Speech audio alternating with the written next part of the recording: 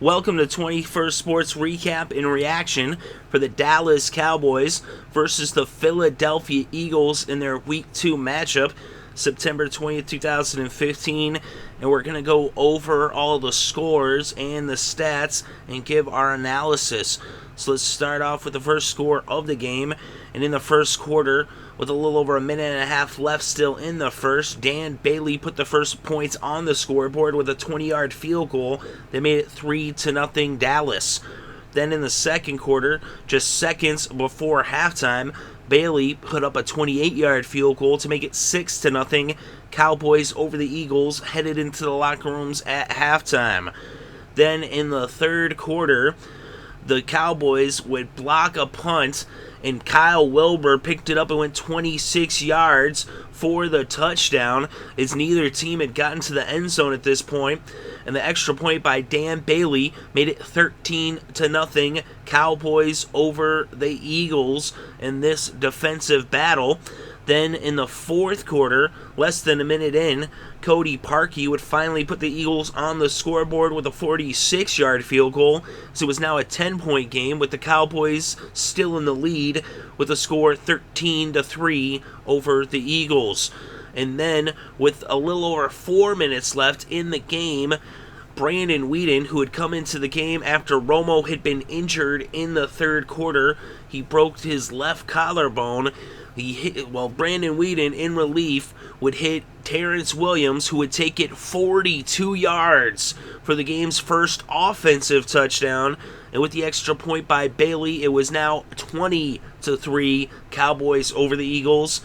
Then with a minute 20 left, Sam Bradford would hit Jordan Matthews, and he would score on a 6-yard touchdown pass. The extra point by Parkey would make it a 10-point game once again, this time with the score Dallas 20, Philadelphia 10, and that would remain the score as the Cowboys would hold on to win this one in what was really a very ugly game.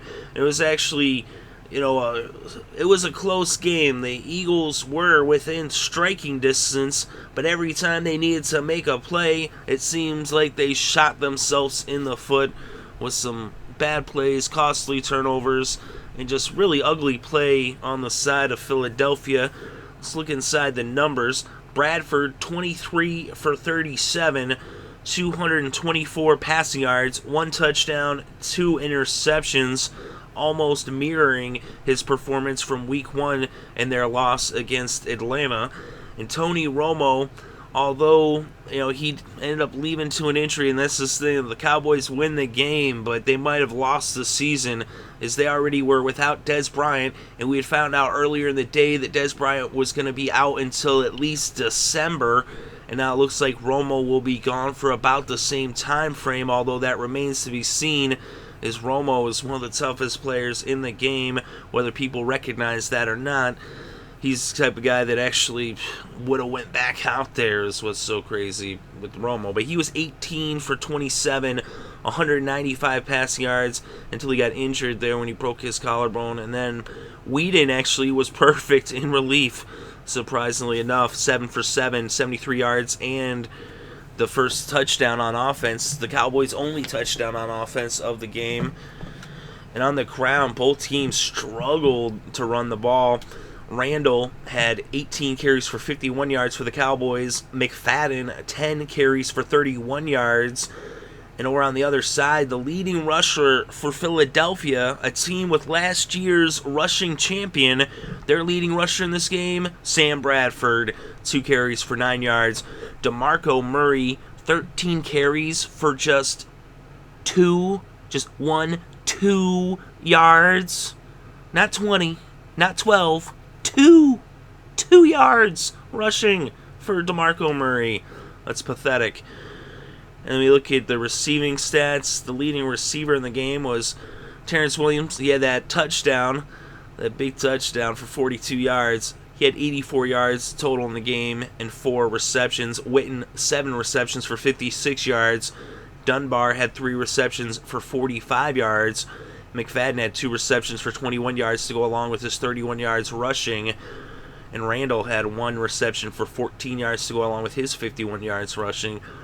And over on the Eagles side, Matthews, 6 receptions for 80 yards, including a touchdown.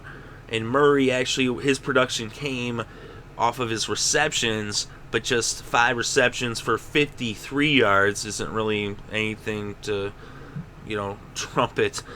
So he only had a total of 55 yards in this game, and 53 of which came off of passes, only 2 on the ground. Aguilar, the rookie from USC, 3 receptions for 31 yards. Sproles, 4 receptions for 23 yards.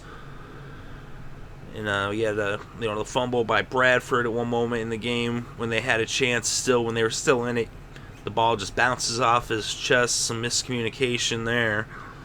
There's a couple fumbles also. Romo with the fumble. Escobar had a costly fumble, but the Cowboys were able to keep control of the game and not let those turnovers turn into points, really.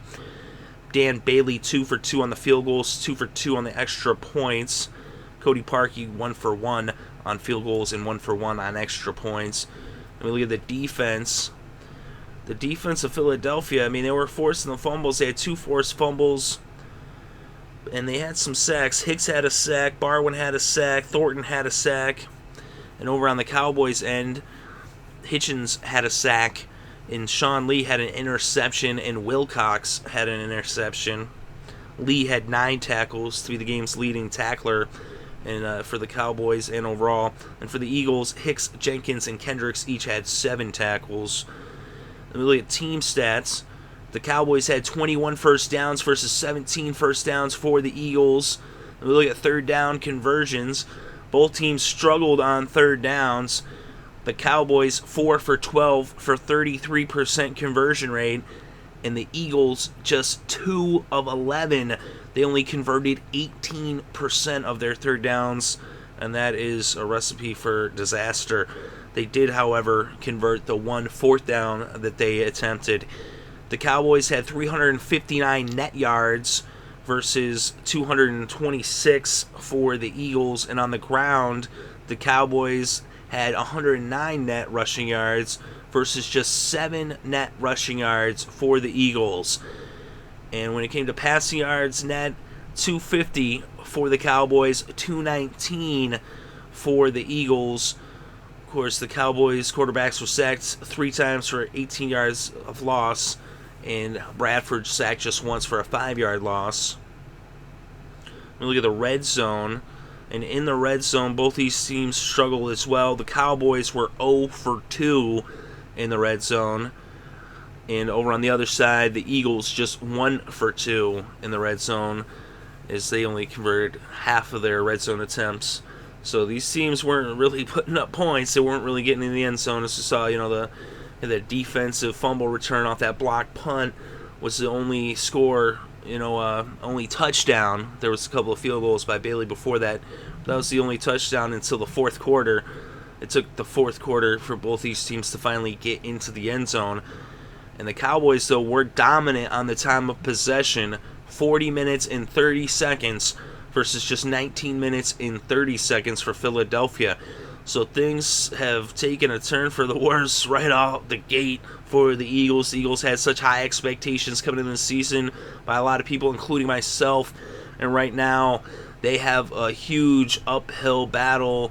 They are 0-2, and according to the statistics, teams that start 0-2 only make the playoffs 12% of the time, whereas teams that start off 2-0 make the playoffs 63% of the time. No guarantee either way. It is possible that the Eagles still could come back from this, but the way they're playing, that's a big question mark. They can't run the ball at all. Their running game looks like pathetic, and they're not really stopping teams so much on defense. Their defense is probably really the strength. Their defense was holding them. They didn't let the Cowboys get into the end zone until the fourth quarter, and that was, by that point, that wasn't even Romo. So they were holding Romo out of the end zone. Of course, Romo was without, Des Bryant, and not really with, a running back. His running back's over on the other side.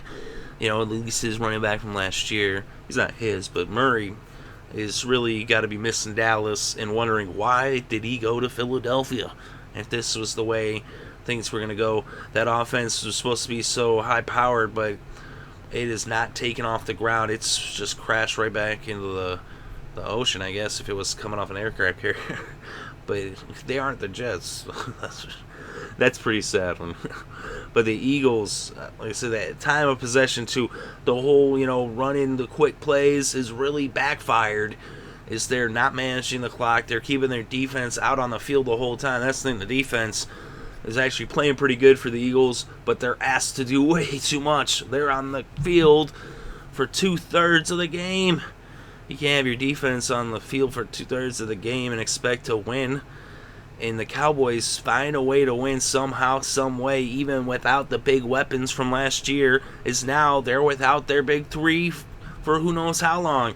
They lost Murray in the offseason. They lose Des Bryant in game 1. They lose Romo in this game, and still they find a way to win.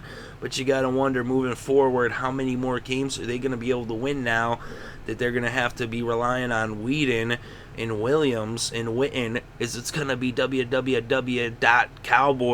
the rest of the way. So it'll be interesting to see how things go moving forward, but they come out with a huge win here against an NFC East rival, and this is the kind of game you have to win if you want to win your division, whether you're the Cowboys or whether you're the Eagles. And we see that it's the Cowboys 2-0 and the Eagles 0-2. Said, though, with the injuries, you got to think that the Cowboys' chances moving forward don't look too good, but neither do the Eagles. Of course, they have the players there if they can just get things going.